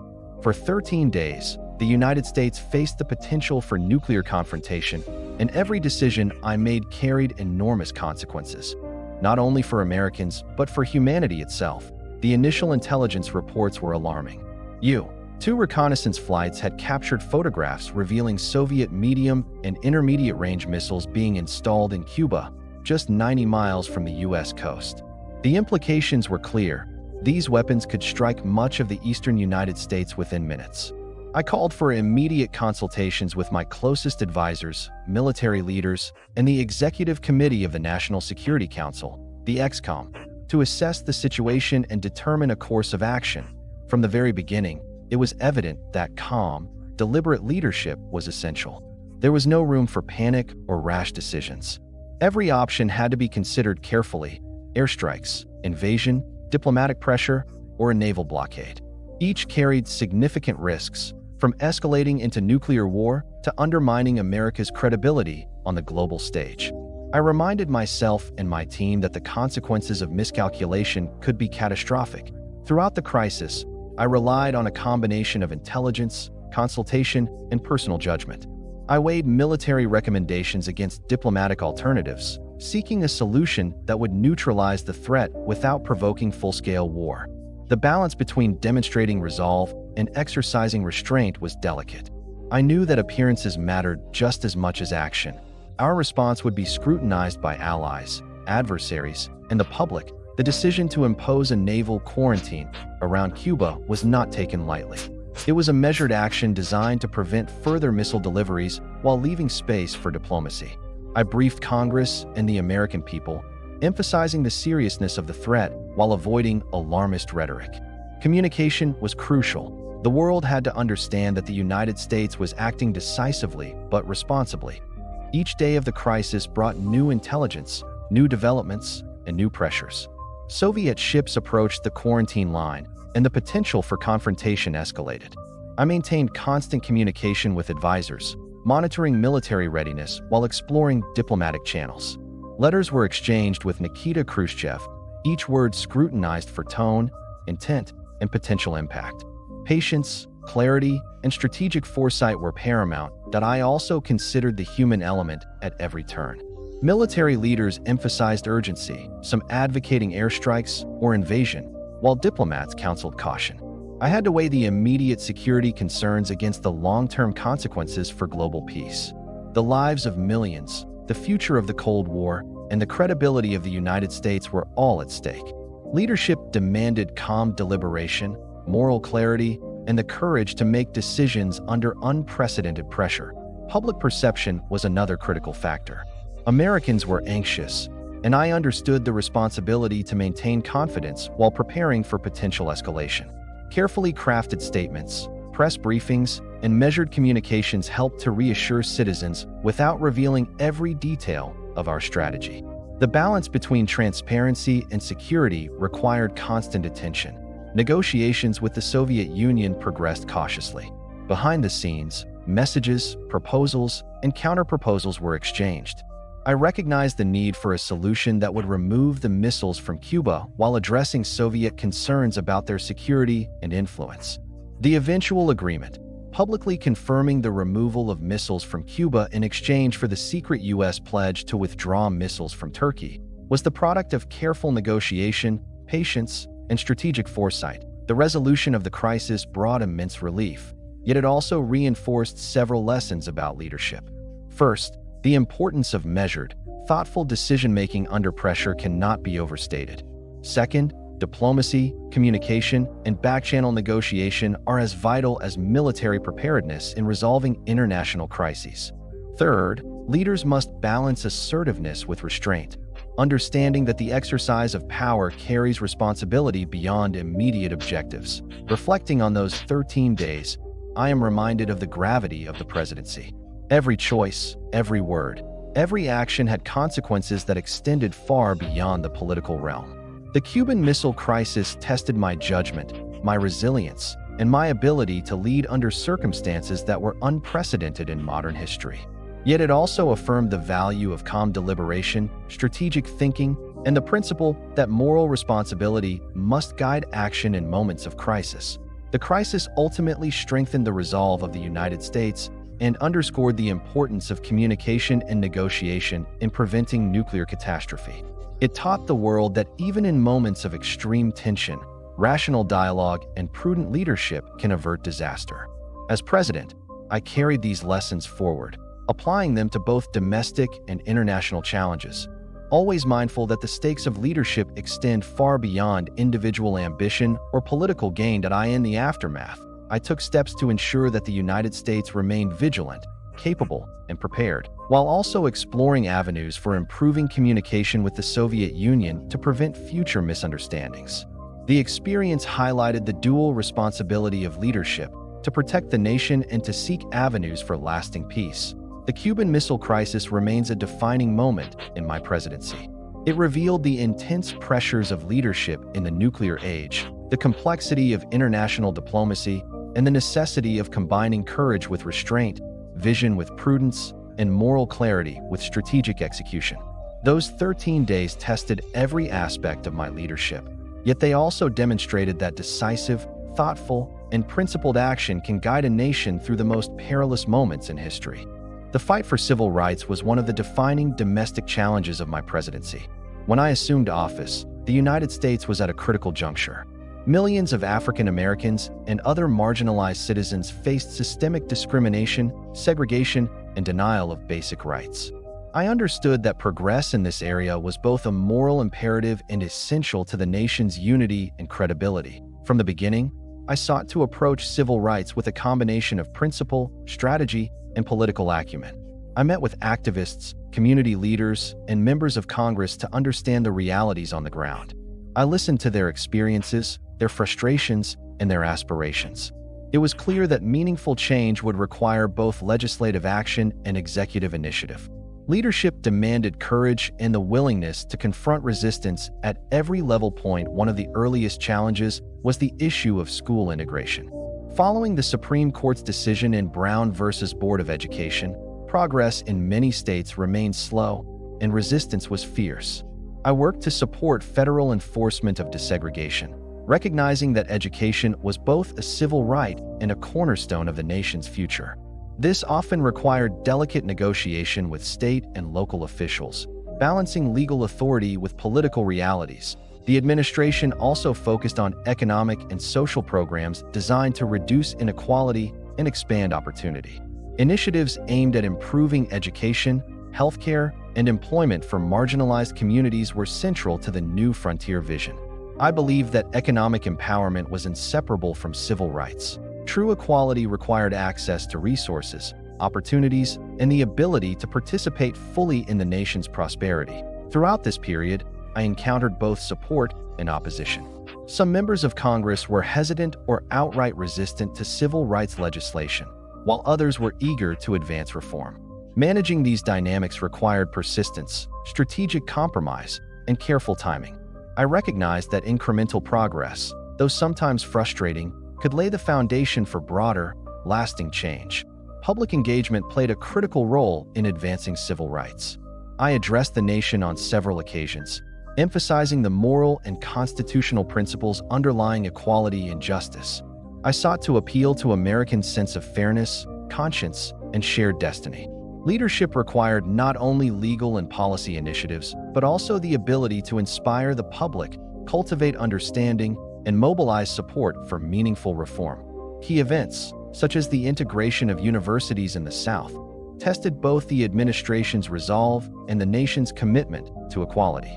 In some cases, federal intervention was necessary to ensure compliance with the law and to protect the rights of students. These moments were politically sensitive and often contentious, yet they underscored the essential role of the presidency in upholding justice and enforcing constitutional principles that, in addition to civil rights, broader domestic policy initiatives advanced alongside these efforts. Economic programs aimed to stimulate growth, support infrastructure development, and provide social services to those in need. Education, scientific research, and public health were all prioritized, reflecting the New Frontier's holistic vision for national progress. Every policy was evaluated not only for its immediate impact, but for its contribution to a more equitable, prosperous, and forward-looking society. The administration's approach combined legislation, executive action, and public engagement. I relied on advisors and experts to draft proposals, develop implementation strategies, and anticipate challenges. At the same time, I maintained direct involvement, believing that presidential attention and leadership were essential for success.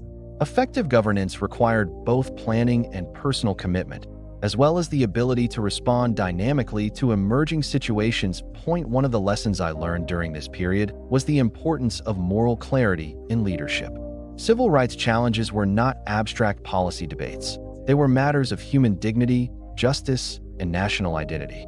Confronting resistance, whether from political opponents or public opinion, demanded persistence, courage, and ethical consistency.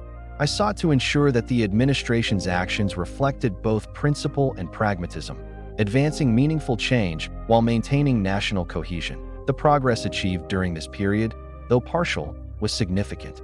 Steps toward school integration, increased federal support for civil rights enforcement, and legislative proposals laid the groundwork for future achievements. These initiatives reflected the belief that government has a responsibility to protect citizens' rights, promote equality, and foster opportunity for all. Leadership, I understood, requires vision, courage, and the willingness to act even when success is uncertain or opposition is strong. Simultaneously, I maintained a focus on broader national priorities. Balancing civil rights initiatives with economic, educational, and scientific programs required strategic planning and careful allocation of resources. The interconnectedness of these efforts highlighted the holistic vision of the new frontier. Progress in one area supports progress in others, creating a stronger, more cohesive society. Throughout this period, I also considered the international implications of domestic policies. America's credibility on the world stage was intertwined with its commitment to justice and equality at home. Civil rights advancement was not only a moral necessity, but also a strategic imperative, demonstrating that the United States stood for freedom, democracy, and human dignity. Leadership demanded alignment between domestic values and global responsibilities. Reflecting on these efforts, I recognized the complexity of governing in a time of social upheaval. Progress required patience, persistence, and strategic thinking. Yet it also demanded moral courage and the ability to inspire both lawmakers and citizens to embrace change. Leadership is as much about vision and principle as it is about execution and negotiation. The second section of my presidency underscored the inseparability of domestic and international leadership. By advancing civil rights, economic opportunity, and social justice, the administration sought to strengthen the nation internally while projecting moral authority abroad. These initiatives, together with foreign policy management, demonstrated the multifaceted nature of presidential responsibility, combining vision, action, and ethical guidance in pursuit of national and global progress. In conclusion, the domestic policies and civil rights initiatives of this period represented both challenge and opportunity. They required strategic planning, moral clarity, and unwavering commitment. As president, I embraced these responsibilities fully, understanding that meaningful progress would shape not only my legacy but the nation's trajectory. The lessons learned about leadership, courage, and the integration of vision with action would guide the remainder of my term and inform the enduring pursuit of justice and equality in America. From the earliest days of my presidency, I understood that America's future depended not only on domestic progress, but also on our ability to lead in science, technology, and international affairs. The space race became both a symbol and a practical arena for this leadership, a challenge that would test our ingenuity, resolve, and national ambition. In 1961, shortly after taking office, I addressed the nation on the bold goal of landing a man on the moon and returning him safely to Earth before the decade's end. This was more than a scientific objective. It was a statement of vision, determination, and America's commitment to progress. I knew it would require extraordinary effort, resources, and coordination across government, industry, and academic institutions. Yet the urgency was clear. Space exploration was becoming the ultimate measure of national capability and global influence. The space program was inseparable from broader policy goals. Investment in research and technology would drive innovation, strengthen the economy, and ensure that the United States maintained leadership in a rapidly changing world. I met frequently with NASA officials, scientists, engineers, and industry leaders to understand technical challenges, assess risk, and inspire commitment. Every meeting underscored the scale of the challenge and the need for a unified national effort. Public engagement was central to our approach. Americans needed to share in the excitement, hope, and responsibility of the space program. I delivered speeches, visited facilities, and highlighted the achievements of scientists, astronauts, and engineers. Leadership, I believed, involved not only directing resources but also inspiring the nation to believe in the possibilities of human achievement. The Moon Project was a unifying mission, demonstrating what could be accomplished when vision, courage, and collaboration intersected at the same time. International relations demanded careful attention. The Cold War remained a defining factor, and our ability to demonstrate technological and scientific prowess had implications for diplomacy, deterrence, and global credibility. Each advancement in space was a statement of capability, determination, and national resolve. I balanced ambition with prudence, ensuring that the United States acted decisively while avoiding unnecessary confrontation with the Soviet Union. The space race also highlighted the interconnectedness of science, education, and national policy. I advocated for investments in schools, universities, and research programs, understanding that cultivating talent was essential to sustaining leadership in technology and innovation. The new frontier depended on the next generation of scientists, engineers, and thinkers, Americans equipped with the knowledge and creativity to solve unprecedented challenges. Diplomatic efforts extended beyond the space race. I sought to strengthen alliances, engage emerging nations, and promote peace and cooperation in a world defined by ideological conflict. Balancing military preparedness with diplomatic initiative required constant vigilance, consultation, and strategic foresight. International credibility, I knew, depended on both action and principle, projecting strength while demonstrating commitment to peace, justice, and collaboration. Throughout this period, I encountered setbacks, technical challenges, and political opposition. Not every launch succeeded, and not every initiative received immediate support. Yet persistence, careful planning, and clear communication allowed us to overcome obstacles. Leadership demanded resilience, the ability to adapt, learn, and continue advancing toward ambitious goals despite uncertainty or resistance. That I also recognized the symbolic power of space exploration. The moon mission was not only a scientific endeavor, but a testament to the possibilities of human achievement and the promise of the new frontier. It inspired hope, captured the imagination, and unified Americans around a common purpose. Leadership involves creating vision that motivates, challenges, and mobilizes people to strive for excellence. Coordination across government agencies, private industry, and academic institutions was essential. Every component of the space program required precise collaboration, resource management, and innovation. These efforts reinforced the broader lessons of governance. Success emerges from teamwork, careful planning, and the commitment to shared objectives. Leadership is as much about enabling others as it is about making decisions at the top. Beyond space, I pursued initiatives in diplomacy, trade, and international cooperation. Engagement with allies, strategic negotiation, and participation in global forums were critical to advancing U.S. interests and fostering stability. I understood that domestic strength and international influence are mutually reinforcing, and that leadership requires balancing ambition with responsibility, action with reflection, and courage with prudence. Reflecting on this period, I realized that the combination of space exploration, scientific advancement, and international engagement represented the essence of the new frontier. It was a vision of a nation that embraces challenge, pursues knowledge, and asserts leadership responsibly on the global stage. These efforts demonstrated that progress is possible when bold goals are paired with disciplined execution, inspired collaboration, and unwavering commitment. In conclusion, the third section of my presidency showcased the integration of innovation, vision, and diplomacy. The space race, international initiatives, and investment in science and education were not isolated efforts. They were interconnected strategies aimed at securing America's future and inspiring its citizens. Leadership in this era demanded foresight, courage, and the ability to unite the nation behind ambitious goals.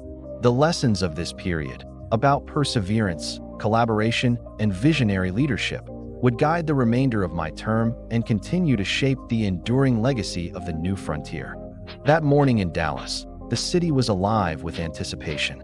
I had traveled there to meet the citizens, to connect directly with the people of Texas, and to continue the work of the presidency with energy and purpose. The air was brisk, the sun bright, and I felt a sense of optimism. Riding through the streets in an open motorcade, I waved to the crowds, seeing their smiles, hearing their cheers, feeling the warmth and enthusiasm of ordinary Americans. Every moment seemed infused with hope. The motorcade was carefully planned, yet I sensed the symbolic power of being exposed to the public, of engaging face-to-face with the citizens who had entrusted me with the nation's leadership. My thoughts drifted briefly to the responsibilities I carried, the initiatives underway, and the future of the new frontier. Leadership is a constant balance between the immediate duties and the broader vision for the country. Suddenly, the joy and energy of that day were shattered. Shots rang out. The sound was abrupt, jarring, impossible to ignore. In an instant, the optimism of the morning gave way to fear and confusion. The car lurched, security personnel moved with urgency, and the atmosphere transformed into chaos. In those moments, time seemed to distort. The sequence of events, the noises, the reactions, all merged into a blur of shock and disbelief that I remember the immediate confusion, the instinctive concern for those around me, the flash of realization that something grave had occurred. My mind raced through the possibilities, the security lapses, the implications, and the need for immediate action. Protecting my family, the public, and the staff became paramount. Even as the surreal nature of the attack left me struggling to process what was happening, the security detail acted quickly, attempting to shield me and respond to the threat. Their courage was unquestionable, their actions a testament to dedication and training. Yet in those brief moments, the reality of vulnerability was undeniable. Leadership is often about presence, guidance, and visibility. But that day, it also meant confronting the limits of protection, the sudden intrusion of violence, and the fragility of human life. As the motorcade moved toward the hospital, I observed the faces of those around me. My aides, my wife, the crowd outside, all reacting with shock, grief, and fear. Their humanity, their immediate concern, reminded me that the presidency is not only a role of decision-making, but also one of empathy, responsibility, and connection to others. The weight of office became painfully tangible in those moments. Even in the midst of confusion, thoughts of the nation raced through my mind. I considered the implications of the attack, the safety of citizens, and the continuity of government. Decisions, actions, and communication needed to be precise and swift. I understood that the eyes of the world were upon us, witnessing the fragility of leadership and the resilience of a nation under duress. The hospital was a whirlwind of medical urgency, concern, and intense focus. Doctors and staff acted with dedication and skill, yet the gravity of the situation was impossible to deny. The surreal reality of mortality, the sudden confrontation with the fragility of life, and the immediate responsibility for the country all merged into a profound, almost incomprehensible experience. Leadership, in that instant, extended beyond policy or diplomacy. It encompassed the raw human struggle to survive, to endure, and to protect those entrusted to me. Amid the chaos, I was acutely aware of the broader symbolism. Violence against a president is more than a personal tragedy. It is a challenge to the nation's values, unity, and stability. My thoughts returned repeatedly to the citizens, the ideals of democracy, and the enduring strength of the United States. Even in that darkest moment, leadership required attention to the broader consequences, the reassurance of continuity, and the steadfast commitment to principles beyond the individual. The reactions of those around me, family, staff, and fellow Americans, were a mixture of grief, fear, and determination. Their courage, their concern, and their resilience were deeply moving. In leadership, the character of those you surround yourself with often reflects back upon your own strength, providing both support and a mirror of the responsibility inherent in guiding a nation. In the immediate aftermath, the sense of disbelief was profound. Questions raced through my mind. Why? How? Could this have been prevented? Could we have acted differently? Each thought underscored the gravity of the presidency, the vulnerability of life, and the unpredictable nature of history. Leadership is tested not only in planning and decision-making, but in confronting the unthinkable, the sudden rupture of ordinary life, and the challenge of maintaining clarity under extreme pressure. Even as medical staff worked tirelessly, I felt the weight of the nation upon me. The eyes of America, and indeed, the world, were watching. Every movement, every reaction, every moment was significant, both as a reflection of personal resilience and as a symbol of national continuity. Leadership, I realized, requires the ability to navigate personal tragedy while upholding the responsibilities and expectations of the office. The day of tragedy in Dallas was more than a personal crisis. It was a historical rupture. The sudden intrusion of violence into the public and political sphere underscored the stakes of leadership in an era defined by both opportunity and risk.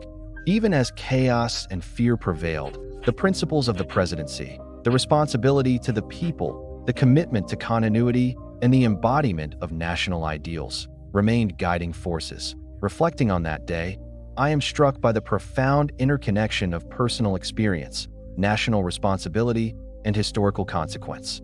Leadership is not an abstract concept. It is lived in moments of uncertainty, danger, and urgency. Each decision, each reaction, each thought carries weight beyond the individual, shaping the course of history, influencing the nation, and resonating through time. In conclusion, November 22, 1963, in Dallas, stands as a testament to the unpredictable, often perilous nature of leadership. It revealed vulnerability, tested courage, and demanded clarity amid chaos. Yet, even in tragedy, the principles of responsibility, empathy, and commitment to the nation remained central. That day forever underscored that leadership is not merely about vision or policy. It is about presence, resilience, and the moral compass guiding action in moments when history itself seems to hang in the balance.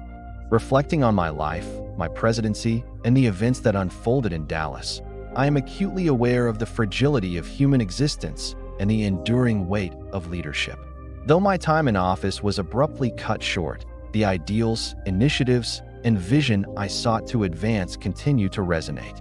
Legacy is not solely measured by tenure or accomplishments. It is defined by the values we uphold, the inspiration we offer, and the influence we impart on future generations. From the outset, the new frontier represented more than a set of policies. It was a philosophy. It was a call to action, a vision of progress in science, civil rights, education, and international engagement. I wanted to lead a nation that embraced challenge, fostered innovation, and pursued justice.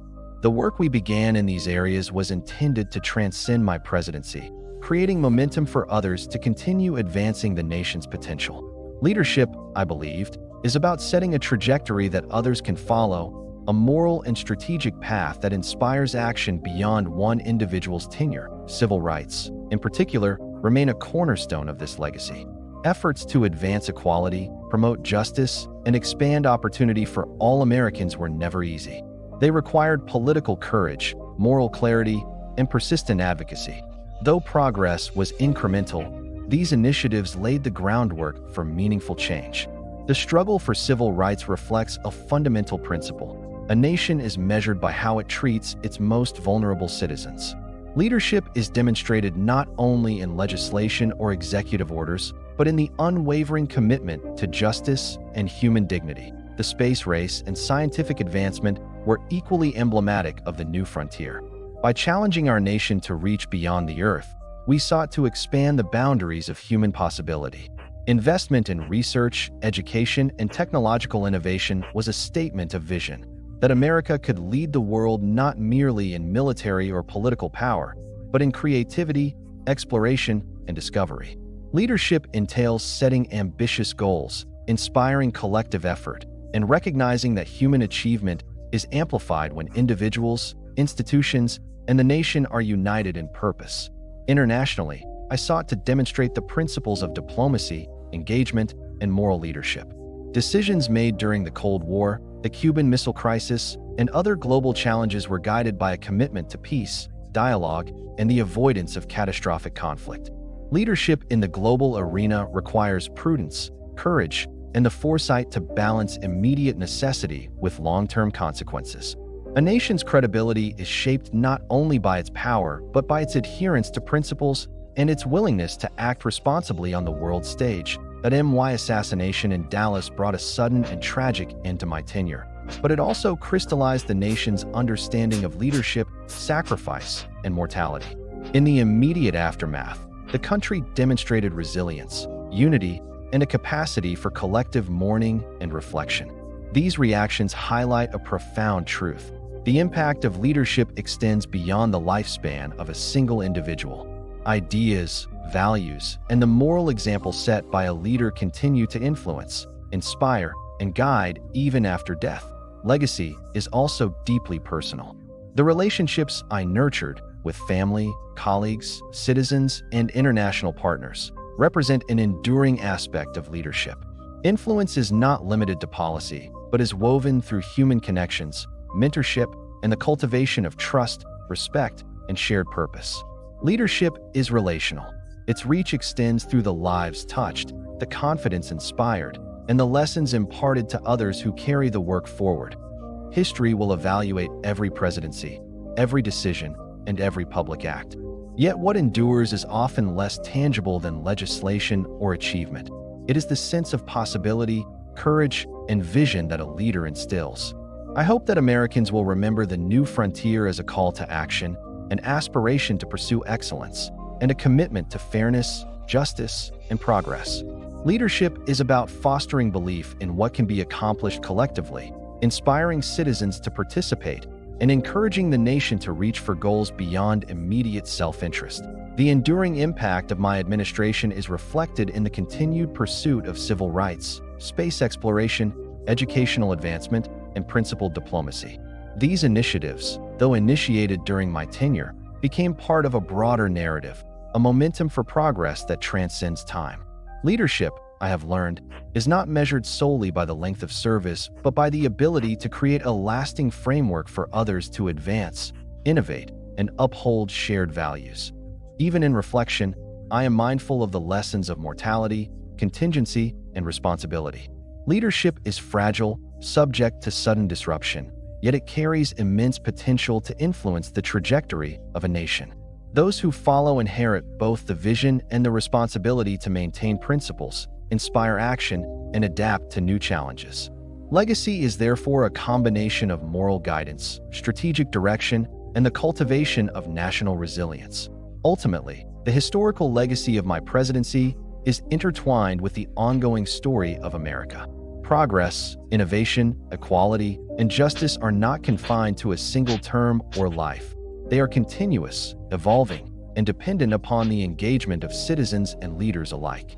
My hope is that the example of courage, vision, and principled action will inspire future generations to embrace responsibility, pursue excellence, and remain committed to the ideals that define the nation.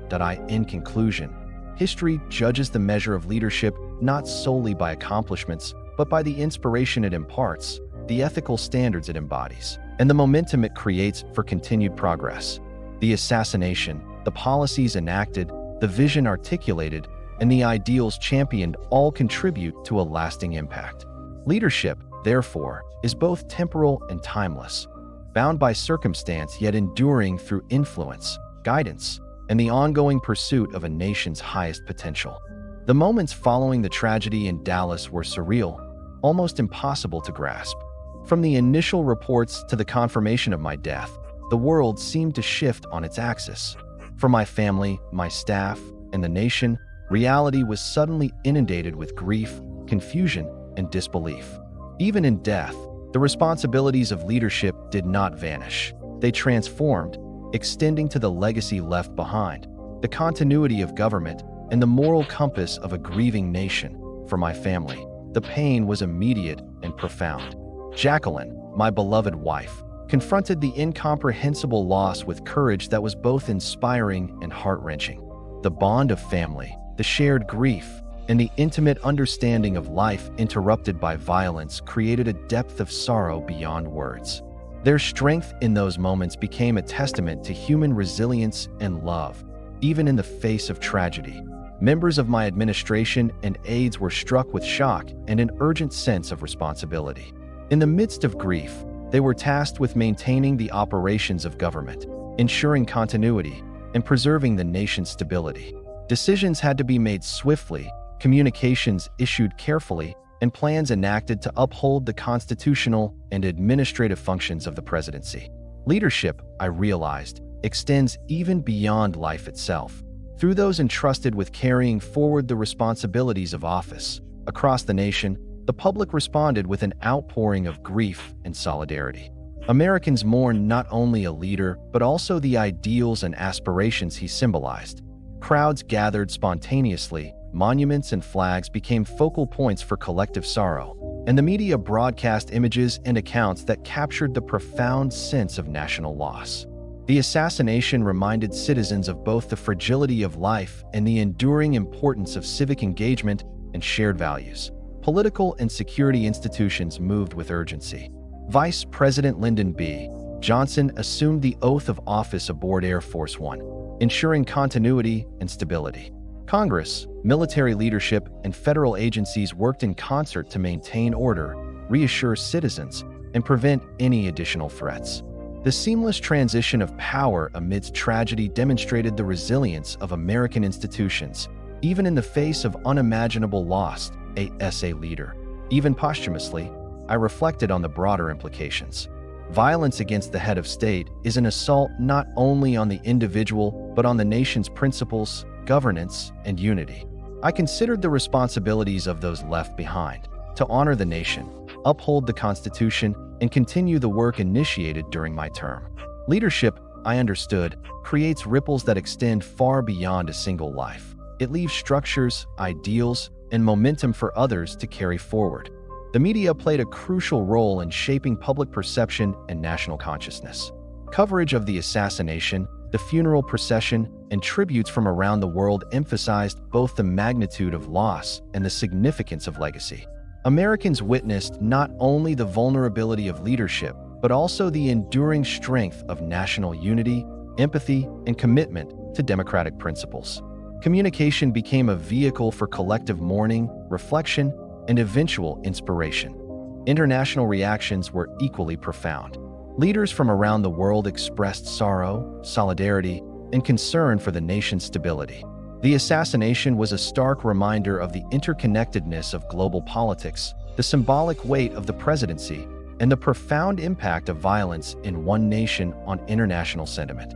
My death, while a personal and national tragedy, also became a moment of reflection for leaders everywhere on the responsibilities, vulnerabilities, and moral dimensions of power. Within the country, the public's grief manifested in numerous ways: vigil gatherings, memorial services, and spontaneous acts of remembrance. Citizens displayed flags, held moments of silence, and shared stories that reflected the deep connection between a president and his people. These acts highlighted the unique relationship between leadership and society, a bond formed not only through policy and action, but also through shared ideals, inspiration, and the human desire for guidance and hope. The funeral procession itself became a symbol of national unity and historical significance. Citizens lined the streets, participating in a collective act of mourning and reflection. The ceremonial aspects, military honors, pallbearers, and public tributes, underscored the importance of the presidency as both an institution and a symbol. Every gesture, every expression of grief, reinforced the enduring connection between leadership and the lives of ordinary citizens. In the midst of mourning, the government worked diligently to maintain continuity. Emergency planning, communication with allies, and reassurance to citizens were essential. The weight of the presidency does not end with the individual. It persists through institutional responsibility, national expectation, and historical accountability. Leadership, therefore, transcends personal survival, extending into legacy, inspiration, and the ongoing functioning of the nation. As I reflect on this period from the perspective of history, I understand that tragedy, while devastating, also catalyzes reflection, solidarity, and renewed commitment. The nation's response, grief intertwined with resilience, demonstrated that American democracy, though vulnerable, possesses a capacity for recovery, continuity, and ethical grounding. Leadership is inseparable from this larger social and institutional context. It is both personal and collective. The immediate aftermath of November 22, 1963, highlighted the dual dimensions of grief and responsibility. Citizens mourned deeply, institutions maintained stability, and history began to contextualize the significance of the moment. From this convergence emerged the understanding that leadership, legacy, and national identity are intimately connected, shaped as much by human response as by policies enacted or speeches delivered. In conclusion, the period following my assassination was marked by profound national grief, intense reflection, and the assertion of institutional continuity. The nation mourned, world leaders reflected, and Americans collectively confronted the fragility and significance of leadership. These events underscored the enduring responsibilities of the presidency, the importance of public trust, and the ways in which individual life and national destiny are intertwined. Leadership is ultimately measured not only by action, but by the enduring impact upon the people, the institutions, and the history it touches. When I reflect on my presidency, the domestic policies I championed remain among my proudest achievements. The New Frontier was not merely a slogan. It represented an ideal of progress, opportunity, and justice. In pushing civil rights legislation, I sought to confront the inequities that had persisted for generations. Though the road was difficult and resistance often formidable, these efforts laid the groundwork for lasting change, inspiring future administrations to continue the struggle for equality. Education, economic opportunity, and social reform were inseparable components of this vision. By investing in schools, universities, and social programs, we sought to provide every citizen with the tools to participate fully in America's promise. Leadership in domestic policy requires both principle and pragmatism, balancing ambition with feasibility, urgency with strategy. In my view, the measure of success is not only immediate legislative accomplishment, but the long-term impact on the lives of ordinary Americans. The public's engagement and support were crucial. Citizens across the nation responded to calls for civic involvement, whether in civil rights advocacy, educational initiatives, or local governance. Leadership, I learned, is amplified when the people themselves are empowered, inspired, and mobilized toward a common purpose. Political influence extends beyond decrees. It lives in the engagement, hope, and dedication of the nation's citizens. Even the setbacks were instructive. Resistance in Congress, political opponents, and the limits of executive authority revealed the complex interplay of governance. Yet these challenges underscored a fundamental truth. Meaningful change requires persistence, negotiation, and the ability to appeal to both conscience and law. Domestic leadership is therefore an exercise in vision, ethics, and strategy simultaneously. On the international stage, the Cold War defined much of our strategic calculus. America's credibility, security, and moral authority were constantly tested. The Cuban Missile Crisis, in particular, demanded careful balance, resolute action coupled with measured diplomacy.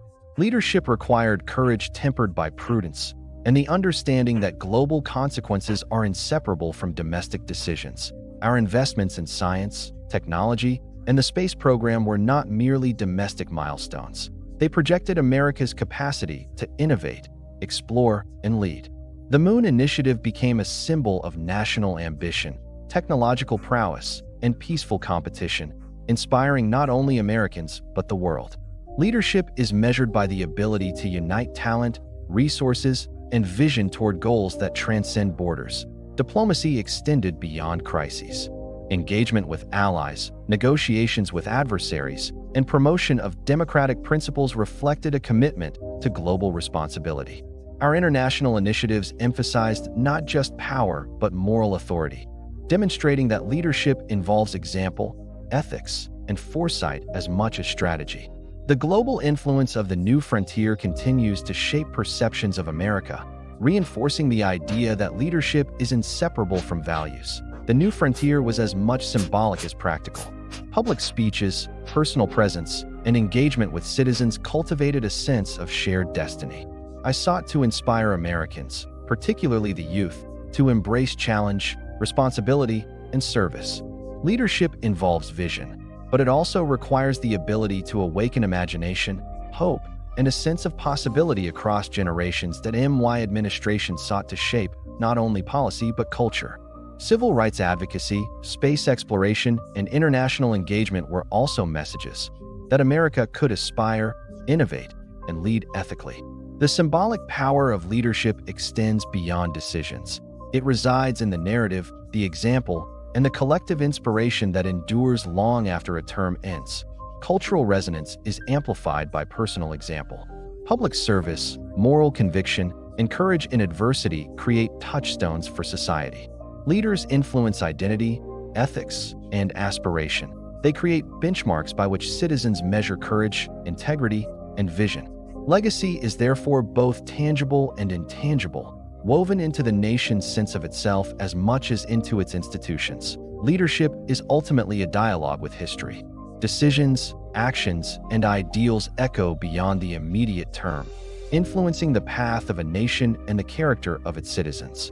I hope future generations of leaders will understand that courage, principle, and vision must be paired with empathy, pragmatism, and the ability to inspire collective effort. The lessons of my presidency are multifaceted. Moral clarity is essential, as is the willingness to take calculated risks in pursuit of progress.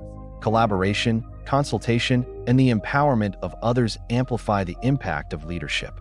Yet, above all, the responsibility to uphold the values of justice, opportunity, and human dignity defines the enduring measure of influence.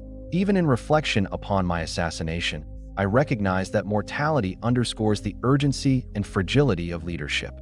Every moment, decision, and action carries weight. Leadership is not merely the execution of policy. It is the cultivation of trust, the embodiment of ideals, and the creation of momentum that persists beyond one life. My hope is that Americans will continue to embrace the principles of the new frontier, to innovate, to challenge limits, to pursue justice, and to aspire toward collective greatness. Legacy is realized not in the fame of the individual, but in the sustained progress, ethical guidance, and inspiration imparted to those who follow.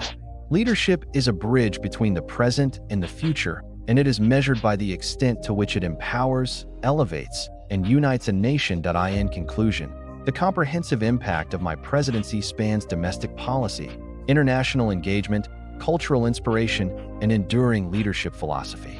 It is a testament to the idea that leadership is both temporal and timeless, shaped by circumstance, yet capable of guiding future generations. The new frontier remains a call to action, a vision of possibility, and a reminder that the enduring influence of leadership is found in the principles, inspiration, and progress it leaves behind.